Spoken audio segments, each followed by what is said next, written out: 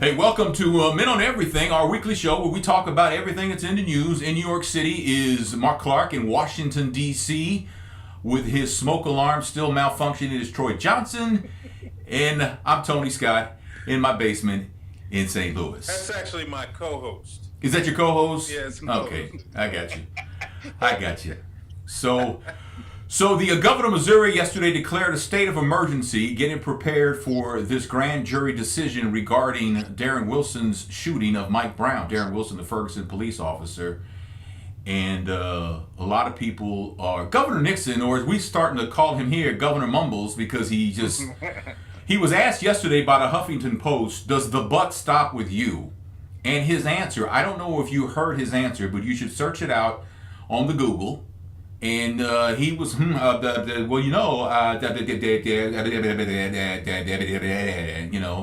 it was actually, people in Missouri are used to that. But the world got to see this, and it wasn't a good representation. So, wow. But he's declared a state of emergency that will include not only Ferguson, but the city of St. Louis and other parts, too, of St. Louis County in anticipation of this decision. I don't know what the decision is going to be. Everybody seems to think that he's not going to be indicted. I choose to believe otherwise. And again, just I said this on my podcast that to me, if I was on that grand jury, I would say, you know what, indict him. Let's get out of here and let's move him to let the jury decide whether he goes to jail. Let's just indict him so I can get back to my life. Yeah. Yeah. That would be me. Is it wrong to say that? Absolutely, it's wrong to say that. But at this point, I mean, as a grand jury member of that particular grand jury, do you feel pressure because if you don't indict him, that your house may burn down? I mean, you know what I'm saying? I mean, it's. You get the sense that people would take it to that level. Oh yeah, Really? yeah, Wow. Yeah. Dude. They got the grand jury folks marked. Well, I don't know if they got them marked, but it's very tense here right now. It does seem like it is. Yeah, and if you don't feel the tension, then you're not paying attention. Okay? I know the group Anonymous, I don't know if you heard about what they did. Yeah. But last week, the Klan said that they were coming to Ferguson and they were going in, man. They were going to let these protesters do what the protesters said they were going to do. And so Anonymous, dude, what Anonymous did you see what they did? I took the names down. Then I got scared. Dude, they posted names, they posted pictures, they posted cars, they posted dudes sitting on their motorcycles saying, yo, this dude's name is so-and-so and he lives in St. Louis. I mean, they went in hard. They took over the website and the Twitter account. And the Klan was stupid enough to threats. They ain't doing nothing yet. Yeah. When you gonna do something? Then the next shot was of a Klansman hanging. I mean, it's not... It's not funny, but the boldness, the ballsiness of Anonymous, which I'm not criticizing them on any level at all, but wow. Nothing's anything wrong with that. Nothing's anything wrong. They had cops who were Klansmen. They put their name down. They put Pictures their wives too. down. Yep. They put the clubs. And the sad part was, all the guys that looked like they were in the Klan looked like they were in the Klan. There wasn't one picture where you were like, oh, that's shocking. Everybody looked like they would be in the Klan. Now, one thing though, Mark, that I wish I had not seen was there was a picture of a child, and they didn't blur his face out, and that wasn't. Let's leave the kids out of this. Yeah. And all right. Troy's smoke detector agrees with that also. Yes, that's right. That's right. So, but we wait for the decision. And then we will move accordingly. I mean, it's just one of those things where, like I said, everybody's by the day. When he announced the National Guard state of emergency thing, everybody got to be thinking that this week could be this week. It's funny because it's kind of nobody knows when this is going to happen. Outside, you have the governor who's made all these arrangements. You've got a unified police force, so the county and the city police, all of the police agencies around the area are going to be able to respond wherever anything happens as a unified group. But then, and a few weeks ago we talked about the school system wanting a heads up. There's no clue as to when this has happened. or when it's going to happen. News agencies don't know when it's going to happen. But I did hear someone say, it's going to happen this week. Or is it?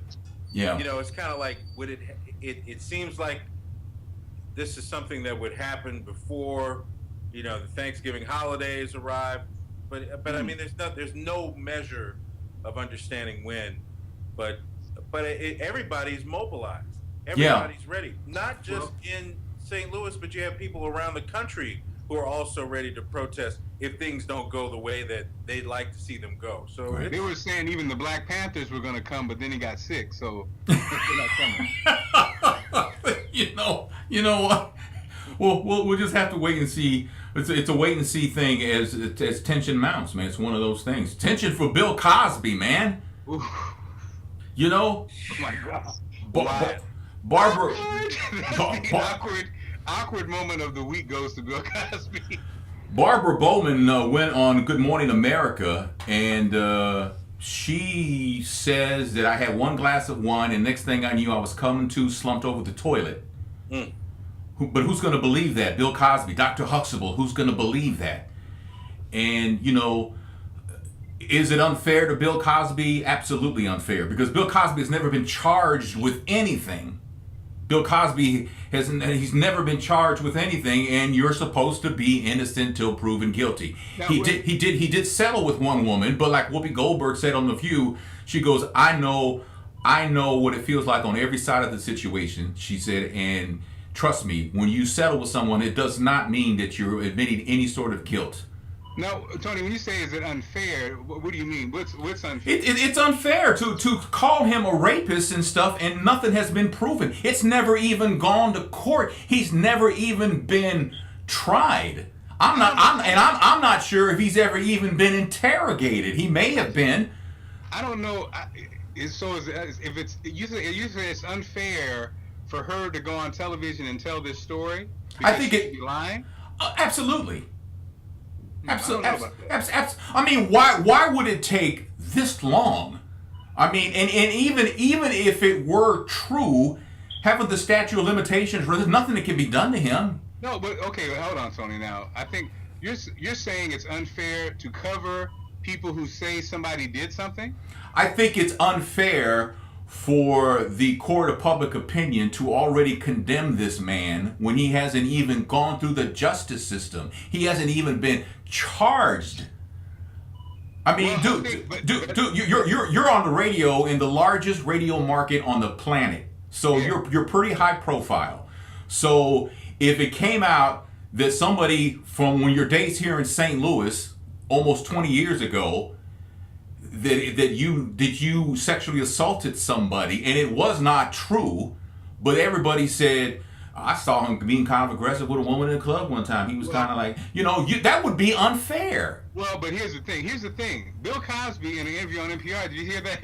Yeah, he wouldn't answer it. But that's his right. That doesn't mean you're guilty. No. You can't have your cake and eat it too, though, Tony. If in fact that happened to me, and I'm in the media, okay, I'm a public figure, but I happen to be on the radio. If somebody accuses you of something like that, you have to defend yourself. You can't nod your head. As critical as Bill Cosby has been, he has to know that it opens you up to a lot of criticism. Now, if in fact this happened to me, I use myself, Tony, and 14 different cases people have said that Mark Clark did something, I have to know that I need to deal with this. Bill Cosby did not deal with it, and it came back to bite him in the ass. Now, we can't control public opinion. True. All he can control is his comments. If I'm Bill Cosby, I would be fighting for my life because he has the benefit of being Bill Cosby. Everybody, he's America's favorite dad. Nobody wants to believe what that. So if he commented about it, then I think he would defend himself, and people would believe him. Well, I think he chose to try to do the Jedi mind trick. He feels like, it seems like in this situation. Okay, the NPR interview, the guy asked a great question, and Mark, you alluded to it. People love you. They don't want to believe that this situation is true, and they want to hear from you. And what did he do? You're nodding your head. You're nodding your head for us. But then on Sunday, his attorney released a statement that said these are old allegations, they are unfounded, blah blah blah blah, and I will not address them. And maybe he was following his lawyer's advice. If the subject comes up in this NPR interview, don't say anything. I mean, I don't know. I'm not. Cosby is not guilty. He killed himself. Well, if Bill Cosby is not guilty. The first thing he should have said was, "Hello, this is Bill Cosby," and then said his whole piece, and people would have believed him because he dealt with it honestly and he didn't hide behind his lawyer. But now Mark, it's too late. But Mark, it's a little bit different when the stakes are as high as they are on the level of Bill Cosby, who, you know, anything that he says could be down the road used against him. So it's better not to say anything. Strategize with your people and maybe address it down the road, even though his lawyer says he's not going to be addressing this. That could change.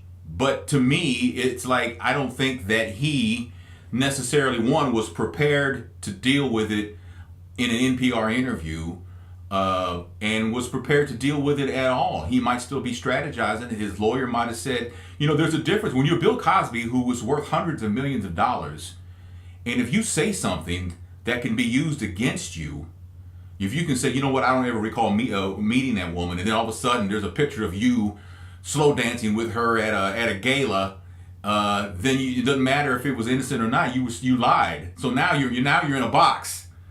And I think that that's something that needs to be remembered, is that, you know, there's our world and then there's his world. I'm not defending him. He doesn't need me to defend him. But I think that there is something to be said for reserving comment until you're ready to address it. Maybe he's not ready. I'm just you know, speaking out loud here. Well, you need to be getting ready. This is true. But I'm wondering though, is there a statute of limitations on crimes like that? I'm.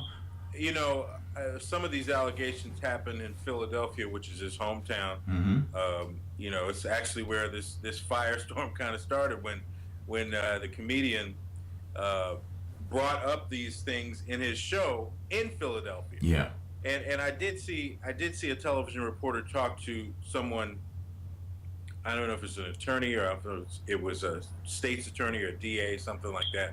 And the question was, you know, well, if any of these allegations or if someone filed a report on Bill Cosby, can they open those files up and take a look at them?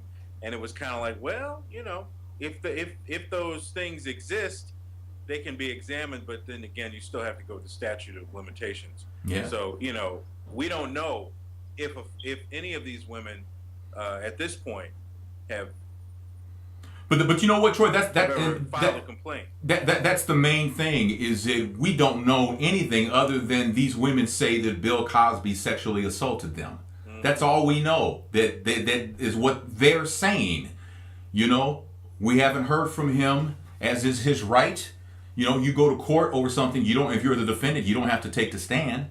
So I mean, it's a lot more complicated. There are a lot more layers than I think that we realize. Hey, Tony, have you seen the apparently he back in the day did a joke about drugging a woman? No. Yeah, apparently there's a joke out there about him kind of slipping something into a woman's drink, and you know, I haven't heard the joke, but you know, they are unearthing all the comments that Bill Cosby could have made, or anything that alluded to anything that is similar to any of these situations that these women are claiming. But they go back a ways. Yeah, I feel bad. Said 1969. I feel bad for Camille. Camille also shook her head. Yeah. Yeah, but she shook her head saying, "I'm gonna kick this dude." Boy, ooh, you know that ride home was not fun. Yeah. Cornelius Anderson, known as Mike Anderson, is the young man who was convicted of a crime but never served time because the justice system forgot about him and he didn't go and turn himself in and no one ever came to get him. And then it was revealed many years later that he didn't do that, so he was arrested. He had been living what apparently was an exemplary life, and the judge said, time served, you're good to go, you're fine. You showed a great example, all these accolades and stuff. Well, supposedly over the weekend, he allegedly snatched a woman's purse and was arrested. Now it's important that we say alleged because he was apprehended. He was taken to the woman and another witness who identified him as the one. His lawyer says he doesn't look anything like the suspect or something to that effect. Where he's not the guy, is what they're saying. So it's important. Which if it turns out that it's true, and I pray that it's not, that would be a very sad story because here you got a second chance and you were living your second chance as you're supposed to. And now you fell off the wagon, and if you did commit this crime, well, now you're gonna have to pay the price. But I'm hoping it's not true. I say it's alleged because I don't want it to be true. No, I mean, after all of the goodwill that people kind of demonstrated toward him, and for all intents and purposes, the way he described his experience, being involved in his church, he was coaching kids football, he was doing everything that he's supposed to do. Right. But that's what makes the news interesting because, and it's funny, from this angle as a journalist at times, people ask, why is the news bad all the time? Yeah. It works on the assumption that things are supposed to happen the way they are supposed to happen in the first place. Yeah. You do not expect a congressperson to go to Washington, D.C. and get involved in a scandal. They're supposed to be there to represent you. Right. School is supposed to open and close without kids getting into a massive fight with a whole bunch of viral video. Mm-hmm.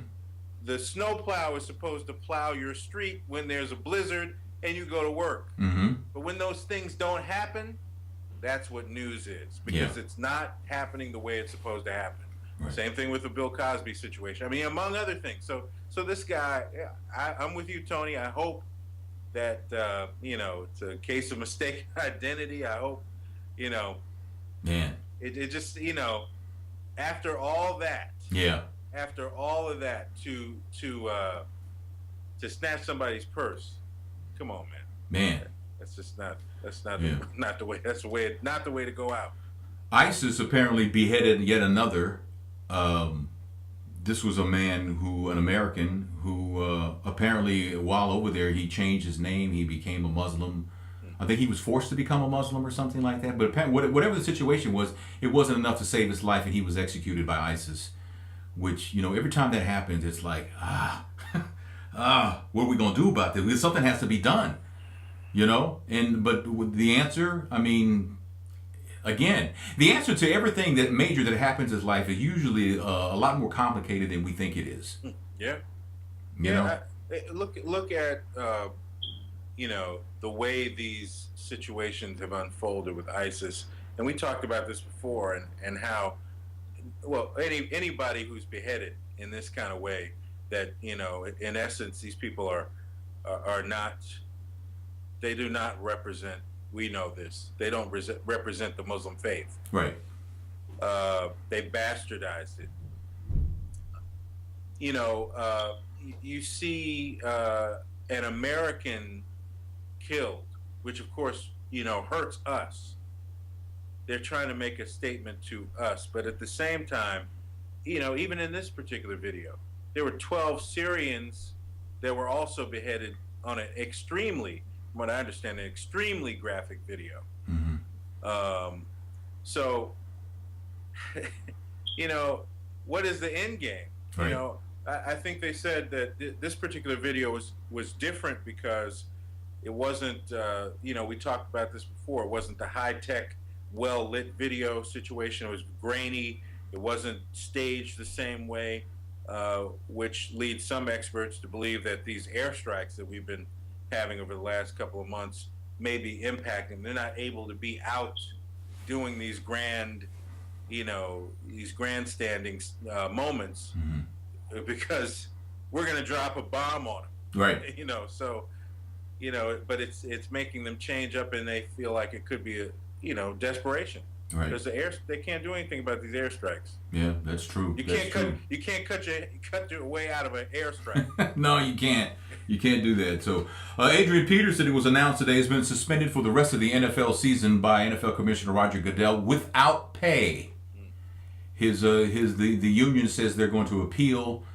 I don't know if Roger Goodell should any longer be the final voice of discipline, given the way he handled the Ray Rice incident and what we found out just about how much that was bungled by the NFL, and the buck clearly stops with him. And I don't know if the Ray Rice thing would not have happened this year. I don't know if he would have been suspended. I don't know. This is part of the commissioner's new approach to players who are guilty of domestic violence. And it's funny because somebody posted on, I forget what social media, that's not domestic violence. He hit his kid, he didn't hit his wife. I was like, there's too many rules. We don't understand. Domestic violence is a umbrella. There's a lot of things that go under that. Beating your wife, beating your kids, beating your mother or father or your grandparent or a sibling, all that falls under the umbrella of domestic violence. That's right. We need a class. There's too many rules, Tony. Man. But I think that I agree with you. The Ray Rice situation not handled correctly. And now here we are. This Adrian Peterson situation today reminds me of the Ray Rice situation in the sense that, is this another double punishment?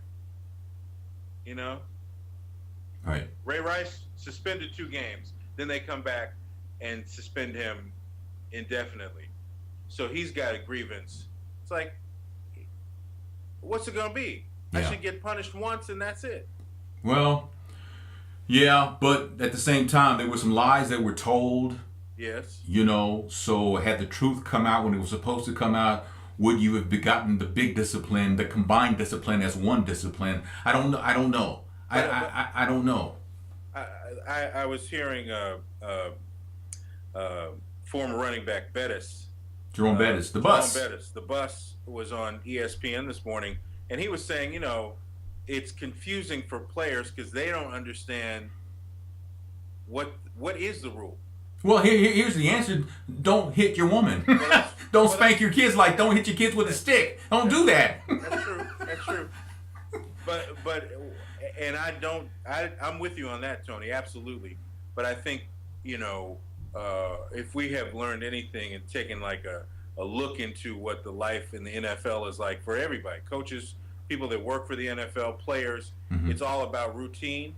Yeah. They stay at the same hotels when they play a game. They travel on the same days, and all of these things are all set up in a similar way. What's going to happen next. Yeah. And it's the same thing with discipline. If you get a fine, you got to pay it. It's got to be in on Monday to the league office, whatever the case may be. But this just seems like, okay, this happened once, then they just change that, and then they want to do this. And like you said, it's a situation where the guy who is under the gun, Roger Goodell,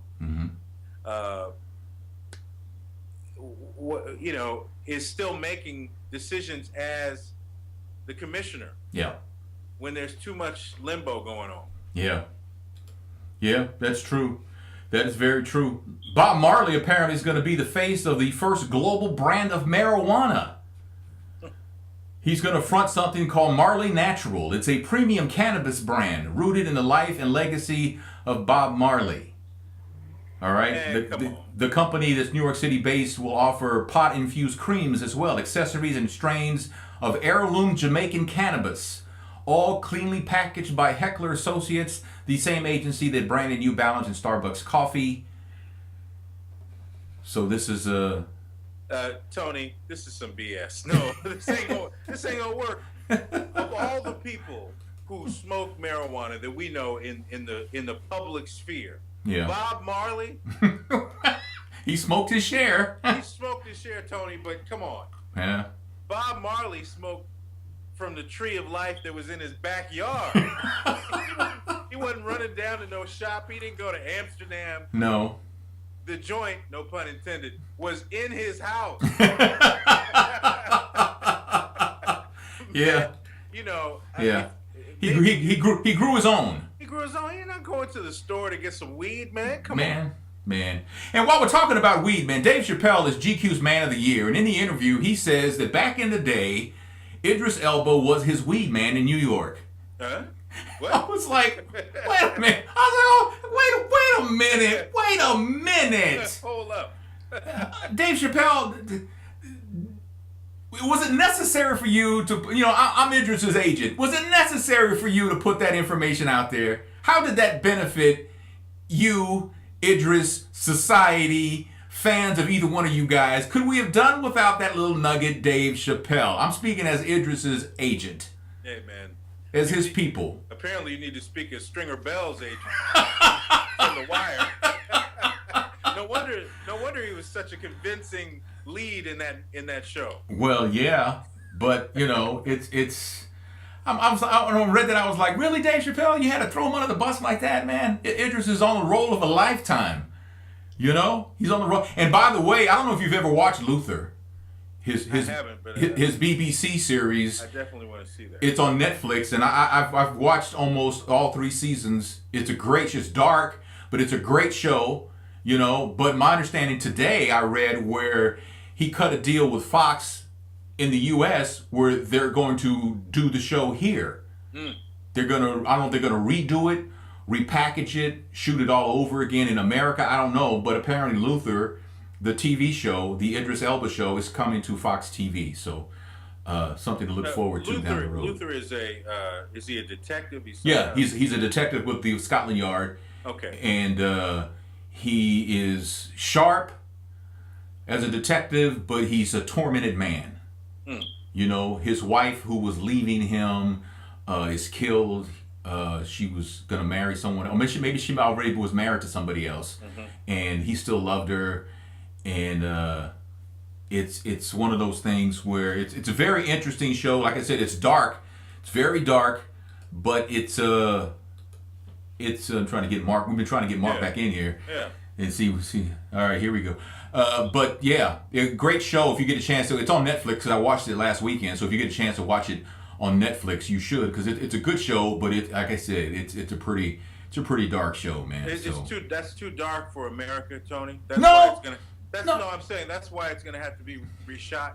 And in a show called Luther, there actually is gonna have to be some Luther Vandross in there. I don't know, man. I don't know if his estate will license that, man. We're Americans, man. Yeah. We don't Luther. What the hell is Luther? It has to have some kind of time. Like, he can still be a detective, but he's got to have 3 background singers. There you go. There you go. Something like that's gonna have to happen. And the show's got to start out. do. So, we were talking earlier, Mark, that Dave Chappelle revealed in a GQ interview that back in the day, Idris Elba was his weed man. Oh yeah, that's I was like, oh no, man, no. I don't know if you saw the picture of Solange, man. She apparently broke out in hives, and someone got a snapshot of that, and it looks painful. Not criticizing, it just looks painful. And on a day when it's supposed to be the happiest day of your life, and this is her second bite at the apple, right? She's been married before. But this is the day that's supposed to be joyous and everything. And for you to break out in hives, I don't know if it was the pressure of getting married, because apparently it happened at her reception, so that was over with. Maybe it was something she ate. Maybe it was somebody's cologne. Man, you have to refrigerate the shrimp cocktail. You can't you can't leave it out. I have allergies, and I've been there before, and it probably looks worse than it is. Mm-hmm. Hopefully it's just very uncomfortable, but it's not super bad. It just looks crazy. Man, what's interesting about it was, she had a nice little internet moment because people were feeling the whole vibe. You know, they rode in on bicycles to the wedding, and people loved her outfit, and everybody dressed in white and all that stuff. And then the breakout, it's like, okay, what's going on now? I mean, it just seemed like it ruined the whole thing, and I'm sure it did not. But you know, when you're a bride on the most special day of your life, you don't think about breaking out in hives. You know, that and you don't want your period to start. You know. That was all that white. That was a whole other problem. You know what? Stop. I understand she's allergic to Matthew Knoll. That's why. Is that what it is? He came to the back door and she broke out. Man. Daddy ain't invited to the wedding? What? So I saw a lot of apparently her husband, and I forget his name, but apparently that big, giant, thick beard he has, apparently that's like a thing with women now. They like that. Yeah. Who's the basketball player that plays? I think he plays for the Rockets. Harden, yeah. He's got that beard. Apparently women like the big, giant, thick, Grizzly Adams, manly, take me right now beard. But you gotta have a fade with it too. Like you gotta have a massive beard and then a really short haircut.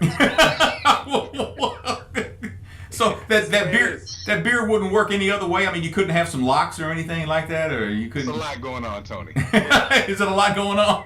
You might have an infestation. What's interesting about this guy's beard is he's been growing it for a long time because the man is 51 years old. Is he really? Yes. He doesn't look 51. 23 years her senior. He doesn't look 51. Nah. You know? And he's an artist, director, so I think the artist types, they get a pass. Okay. All right. Well. So do you think back? We have a chef cooking for you every day. Yeah, it's true. It's true. You think some months ago when that whole thing happened in the elevator, you think he got involved at all down the road or anything like that? Nope. All he did was listen. I know. You're right, honey. You're right. I know.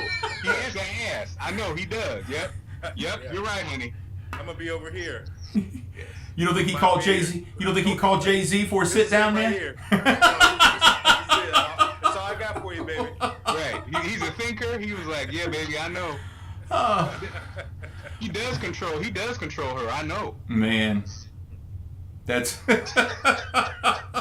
I heard somebody. I talked to somebody, an insider, who said that they interviewed Beyonce, and what struck her was how nervous she was. So how nervous Solange was to be getting married? No, how nervous Beyonce was. Oh, really? She said her lip quivered for like 6 minutes when she interviewed her. About the wedding? No, it was about her. Oh, really? Wow. Very interesting. I was just like, and again, you know how we do. We project. Jay-Z's controlling her dad control. But who knows what the real issue was? But sure. I thought that was pretty interesting. Well. Is there any video? there is video, but then I'd have to divulge my source, Troy. Well, we can't have that, man. For my own personal enjoyment. Man. Oh, she was naked. She was naked, by the way. Oh well, even better. Yes, naked is everything, man. So you guys got anything? Oh, Tony, come on now. What? We're not going to talk about the Aaliyah movie? Oh yeah, you know what? God. Yeah, oh, but my goodness. I'll be honest. I did not watch the movie. That's because Tony played Timberland. So that's the problem. Tony Scott as Timberland. But the I didn't watch the movie, and smart man, because people watched it so they could crack on it. It gave that movie some of the highest ratings in Lifetime's history. So mission accomplished. You can say what you want, but the bottom line is, if you're Wendy Williams, you're happy. Well, I don't know, Tony. I don't know if I'm going. I don't know if I'm going with that line because that's what she said. But I don't know if that's just because is a billion people watched your product and it sucked.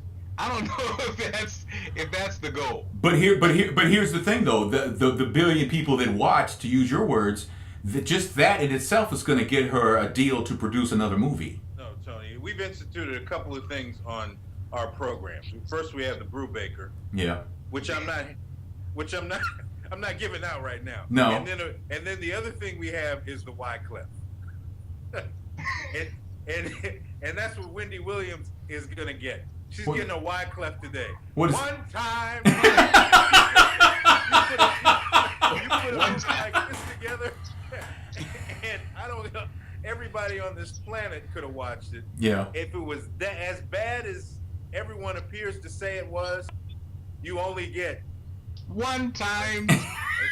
That's it. Now, to me, it was penciled in as a failure when they couldn't get permission to use the music. Yeah, you know that the family's love. Yeah. Yeah, but that's like doing a movie on Oprah and not being allowed to use her TV career in the movie. Though they did do that with the Jimi Hendrix project with Andre 3000.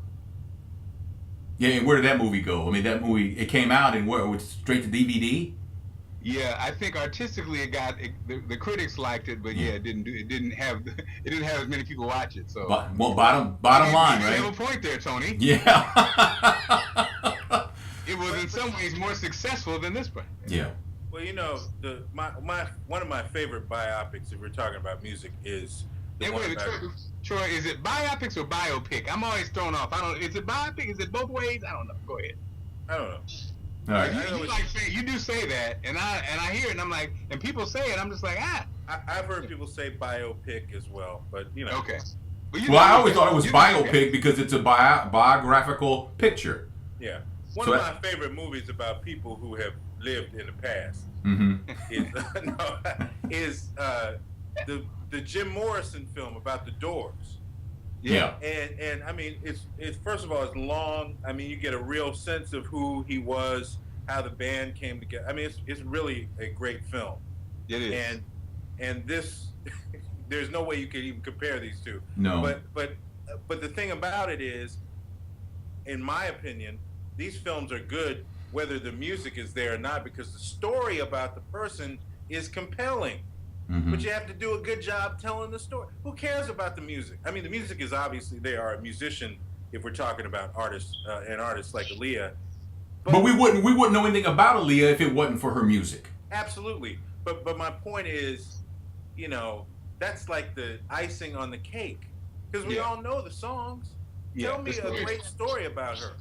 Yeah. Yeah, but you have to find a way to incorporate the music. And but even before that, Troy, when word got out that the family didn't sign off on it and they were not being allowed to use the music, to me that doomed the project right there. And then the girl who was going to play Aaliyah pulled out. It was like, there's too many signs here, man, and this is going to be bad. This is going to be bad to me. I think I'm with Tony on this one. I'm with Troy on this one, Tony. I think you got recognizable people who could have provided interesting stories, but the casting, I understand, was just terrible. Yeah. You know, and the acting was just terrible, as Charles Barkley says. But because the story, there's enough juice in there without the music that I think you could at least dealt with that. But I think the bad casting and the bad acting pretty much killed it. But I'm with you, Tony, as far as with somebody who's a pop culture kind of phenomenon, when there's no reference to the songs and that kind of stuff, it is kind of weird. But I think you could have milked it, you know. But I don't know. When Timbaland dropped a whole mixtape, this movie, I mean, you know, that's unbelievable. Tony, the signs were there. Go away. I mean, this project. Yeah, the signs were there. But I just think if you're going to do a movie about someone who we really through her music, otherwise, if she was not a recording artist, we never would have heard of Aaliyah, right? If we're honest, Tony, she didn't have that big of a library. It was 3 songs. So but you know, you had enough. She had more scandal than she did songs. Mary Shaw Kelly, you know, Timberland, Missy Elliott, you know, it's kind of like Dame Dash. She had more scandals than she did music. But somebody said, and when you think about it, we are in the radio, so we know Aaliyah. But people are like, well, what exactly did she sing? And you're like, you know, that's your best year of love. Yeah. You know, the one with the baby. What's it called? Are you that somebody? Yeah. When you really think about it, Tony. Yeah.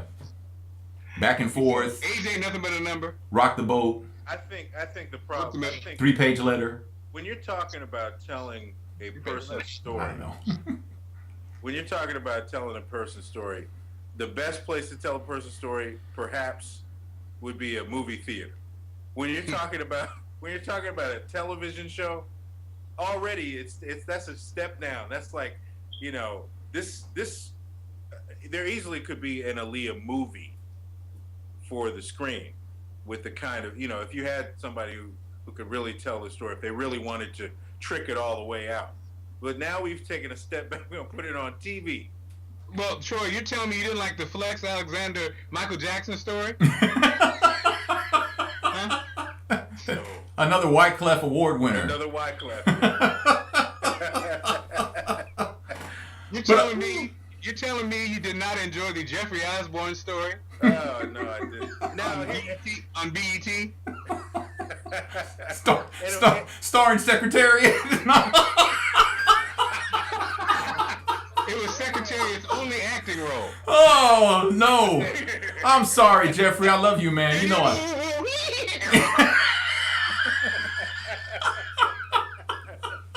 Damn, Tony. Well, there goes our guest panel. Well, you know what? I mean, now what about the way... Okay, we've talked about the film. We've given it a Wyclef. What about Wendy Williams' reaction to the film? Yeah. Now, it's interesting. I asked, being in New York, I asked a couple fans, and they were cool with it. But again, I think us and Wendy, she knows damn better. She did what she said, what Tony said. Hey, love it or hate it, it was successful because so many people watched it. Yeah, everybody has an opinion.